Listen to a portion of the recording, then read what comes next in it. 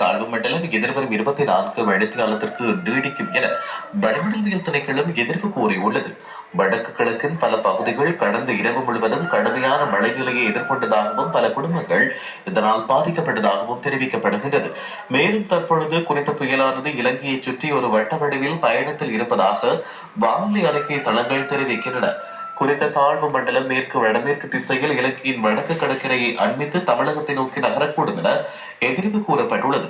மேலும் கடலுக்குள் கடும் இரைச்சலுடன் பாரிய அலைகளின் தாக்கம் இருப்பதாக அறிய முடிகிறது. ஏற்கனவே ஈரழிப்பான நிலங்கள் நீரை உறிஞ்ச முடியாமல் வெள்ள அனர்த்தத்தை பல இடங்களில் ஏற்படுத்தியுள்ளதாக செய்திகள் வெளியாகியுள்ளன. இதன்படி வடக்கு வடமத்திய மற்றும் கிழக்கு மாகாணங்களில் மழை அல்லது இடியுடன் கூடிய மழை பெய்யக்கூடும் என திணைக்களம் அறிவித்துள்ளது. மேலும் வடக்கு மாகாணத்தின் சில பகுதிகளில் 75 மில்லிமீட்டருக்கும் அதிகமான மழை வீழ்ச்சி பதிவாகக்கூடும் என வளிமண்டலவியல் திணைக்களம் தெரிவித்துள்ளது.